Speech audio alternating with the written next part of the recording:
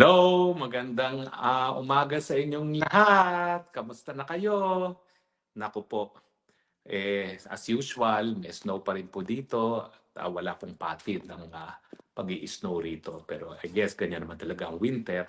At ako naman po talaga, gusto ko naman ng winter. Kasi syempre, kakaiba ito. No? Wala tayong ganito sa Pilipinas. At pag wala, nahanap-hanap natin yan. No? Hindi ko alam po ano yung nasa TV ko ngayon eh. Haharangan ko na lang kasi hindi ko alam po ano yung nakalagay sa screen. Pasensya na kayo, hindi ko napansin na naka-on pala yung aking TV. Kasi yung kaibigan ko, linagyan niya ng videoke yung aking TV. Matakin nyo, isang TV lang, linagyan lang niya ng mic, linagyan lang niya ng mixer. Parang meron akong videoke. Ang mahal ng videoke na binibili ng mga Pilipino rito, 700 euros. Ako wala nang ganyan. 30 euros binili second hand na mixer. Kaya meron na akong pakanta-kanta. Tignan natin kung magrereklamo na ang aking mga kapitbahay. Anyway, kaibigan ko naman yung kapitbahay ko dito.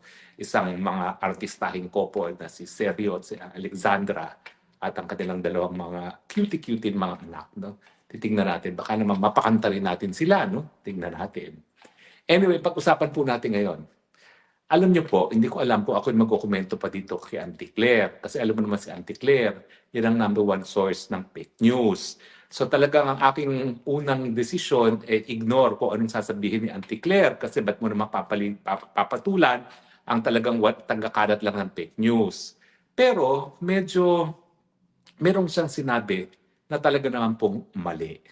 Abay yung fake news sa sinabi niya, abay, binalaan niya yung isang ambasador. Mantakin nyo, isang USEC, babalaan ng isang ambasador, ambasador, yan ang personal na representante ng presidente doon sa kanyang lugar kung saan siya naka-assign. Yan ay presidente mismo. Yan ang nagre-representante sa ating presidente. Kaya nga, kahit saan sila pumunta, meron silang diplomatic immunity, hindi po pwedeng dumanda. Pumatay man sila, hindi sila madidemanda kasi nga, they are, kumbaga, representing the sovereign head of state. Pero ang kapal nitong si Ante Claire, binalaan, wag daw niyang tuturungan si Harry Roque na isang pugante. Well, unang-una, fake news. Kasi yung larawan na kinokomentohan niya ay 3 taon na. At sabi ko nga, 15 kilos ago. Alam niyo, sa totoo lang po, yung 2023, makatapos ng eleksyon, yun yung pinakamataba ako. Umabot po ako noon, hindi lang 15 kilos ago yan. That's actually more of 20 kilos. Kasi para mga 105 kilos ako noon, no? Nung matapos ang eleksyon. Talagang lumobo ko. Bakit naman ako hindi lolobo matapos ng eleksyon? Kapag kami umiikot at maghahanda yung local host, yung Bongbong Marcos siguro dahil sumisingot, hindi kumakain, nawawala. At si BP Sara naman, meron siyang calorie counted na baon. Kaya doon siya sa sasakyan niya kumakain at yung calorie counted food ng kanyang kinakain. So ako naman nahihiya doon sa host. So ang ginagawa ko, akong kumakain para doon sa dalawa. So 3 kinakain ko, kaya lumobo ko to 105 kilos. Yun yung larawan na yun, 2023. Tandang-tanda ko pa yun. Alam niyo ba kung bakit tandang-tanda ko pa yon? Well, hindi ko na sasabihin sa inyo, pero merong importanteng nangyari noong buwan ng Hunyo 2023, kaya ako nakarating ng Europa. Pero inexplain na naman ni Ambassador Luli na yung pagpunta ko noon sa Ambassador, dahil kasama ko yung kaibigan ko na nag-donate ng bus ni Jose Rizal, no? At matagal na niyang na-donate yan, siguro more than 15 years ago na, panahon pa ata ni Ambassador Garcia, kung hindi ako nagkakamali, no? Dito sa Europe, no? At syempre, pinagmalaki lang sa akin ng kaibigan ko yung bus na dinonate nila na hanggang ngayon naroon sa embassy. Alam niyo ba yung kaibigan ko yan, dapat magdo-donate din ng life-size Rizal. Kaya lang nang pumutok yung pulboronic video, ayaw na niya mag-donate. No? Kasi nga naman, aantayin na lang daw niya kung sino yung darating na susunod na presidente. At inaasahan nga natin si BP Sara sana. At sana mangyari na yan sa lalong mabilis na panahon. In any case, yung idodonate ng friend ko, life-size Rizal, pero pinapahanap niya ang isang park para magkaroon tayo ng parang Rizal Park dito, no? At yan, put on hold kasi nga, bakit nga naman siya magdodonate sa isang gobyerno na bangag ng presidente, no? Na talagang pinagtatawanan na tayo ng buong mundo dahil sinabi na ng kapatid na bangag, ang mga Pilipino hindi pa rin gumagalaw para sipain.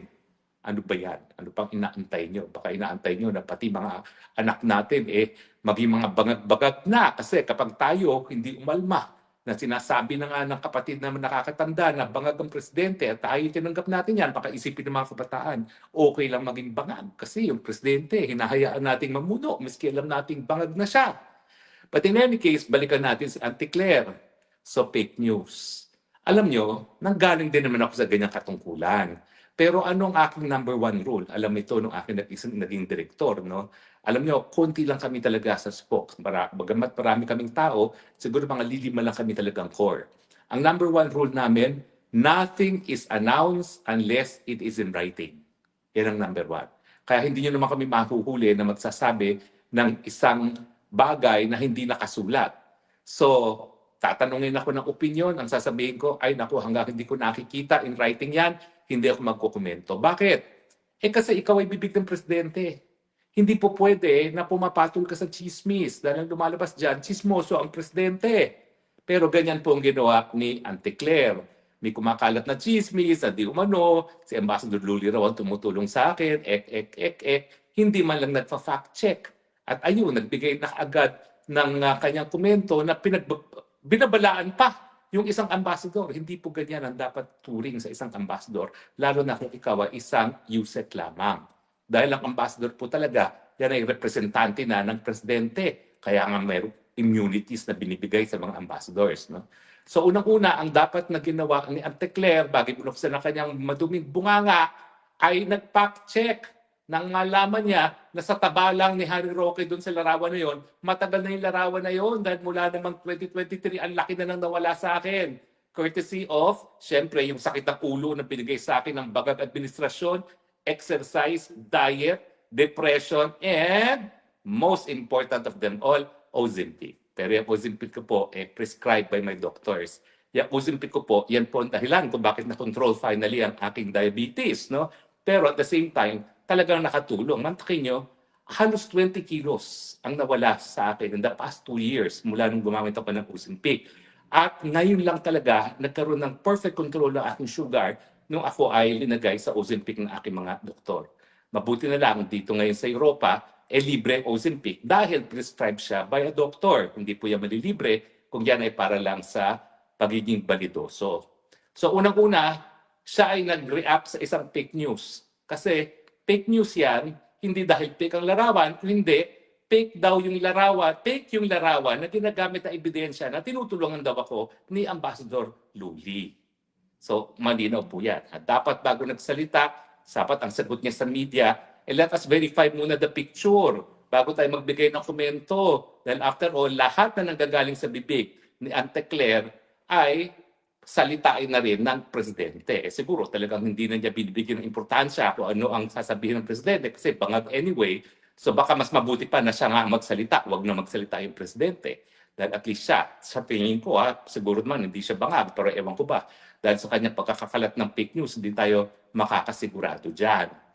Anyway, pero bukod pa doon, meron siyang nasabi na mali.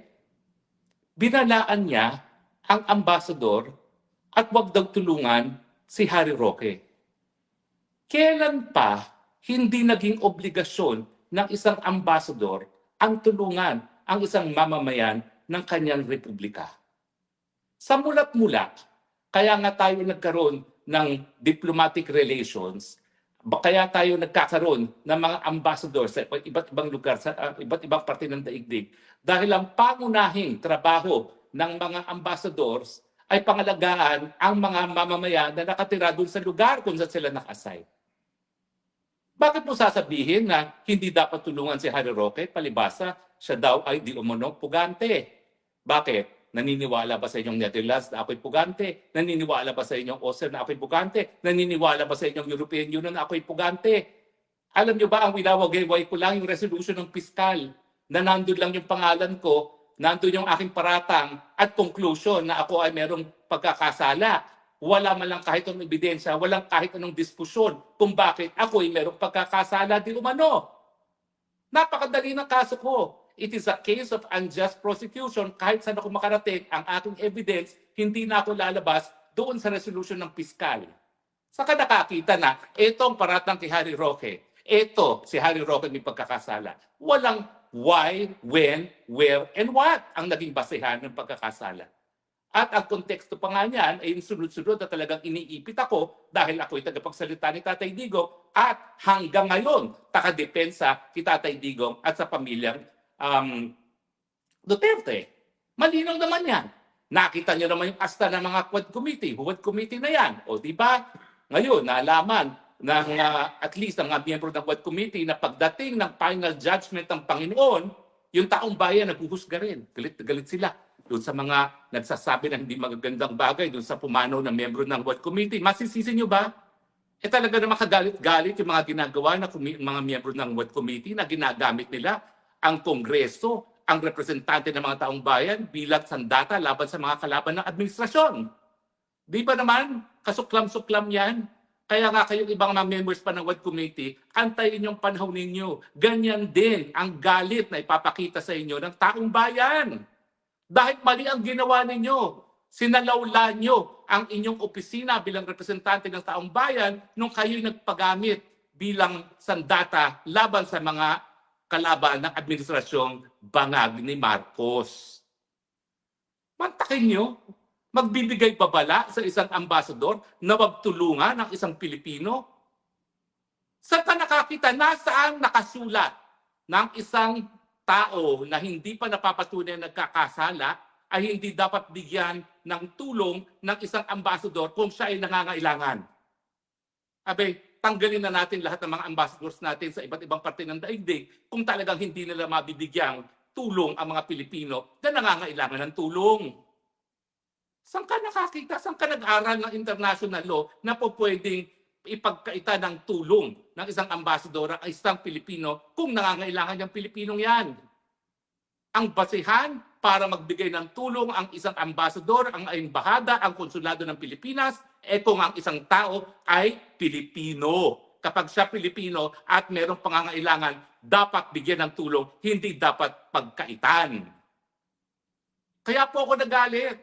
Siyempre nakakagalit kasi sinusweldohan siya ng taong bayan. Hindi niya ginagawa yung tama yung kanyang trabaho. Dakdak ng dakdak, hindi nagbe-verify ng fake news. Ayan, edi na fake news siya.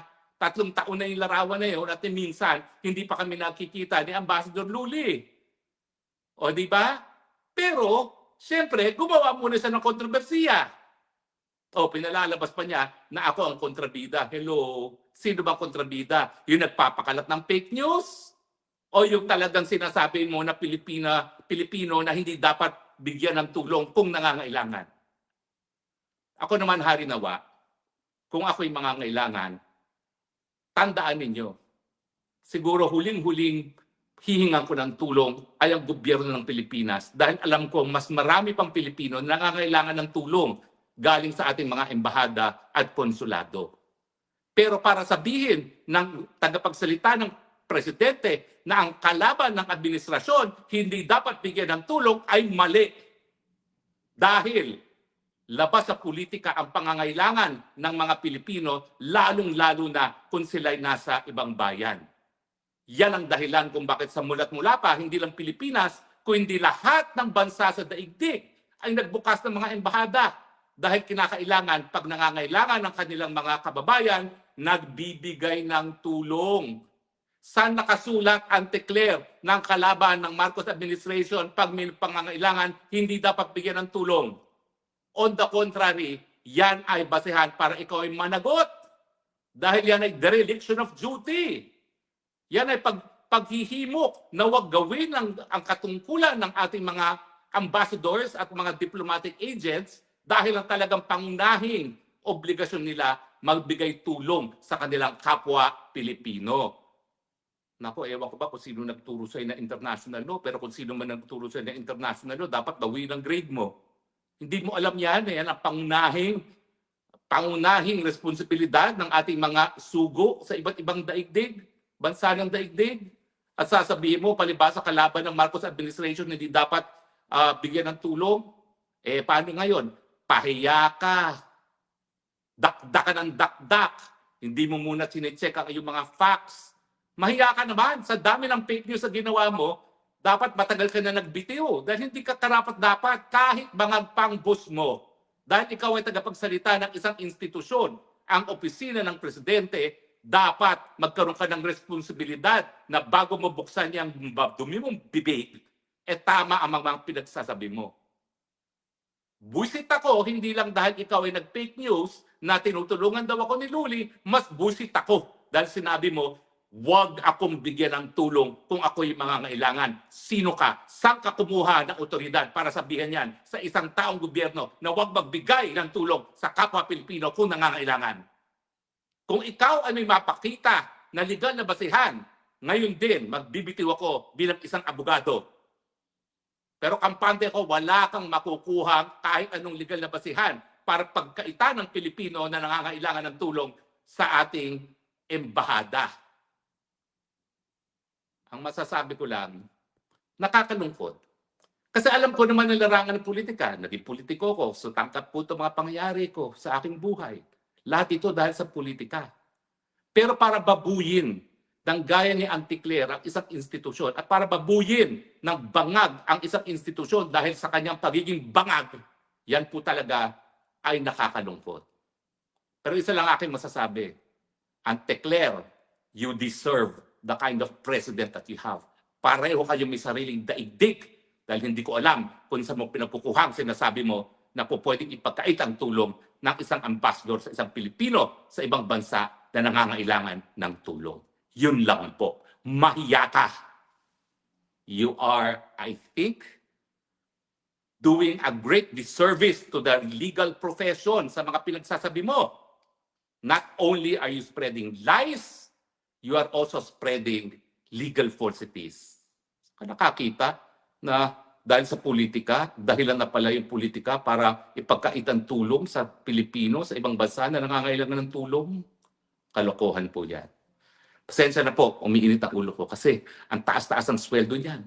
Ang laki-laki pa ng budget ng PCO. Saan ka nakakita? 3 bilyon ata ang budget nila.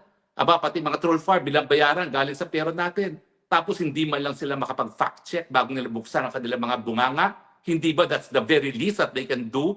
Dahil isang damukal, bilyon-bilyonis ang ginagastos nila dyan. At least siguraduhin na tama ang pinagsasabi at hindi siya nagsasabi ng mensahe na dahilan para ipagkait ang tulong sa kahit kaninong Pilipino habang sila ay nasa ibang bansa. Sana po kayo'y agree at pasensya na po kung ako'y uminit na naman ang ulo. Ang problema natin mga Pilipino, winawalang yan na tayo, hindi pa tayo nagagalit.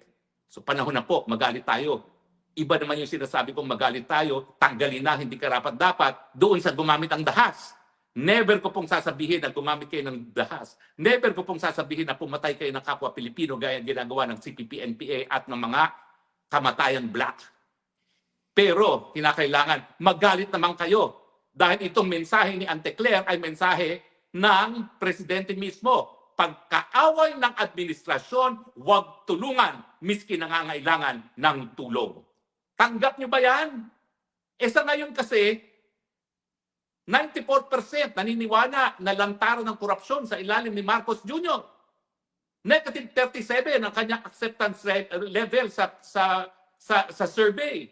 Ibig sabihin yan, wala na nagtitiwala kay Marcos Jr. Siguro 1% na lang. At kung susundin mo si Anticler, lahat ng mga nangangailangan sa abroad, huwag dapat tulungan dahil halos lahat hindi na sinusuportahan ang presidenteng bangag.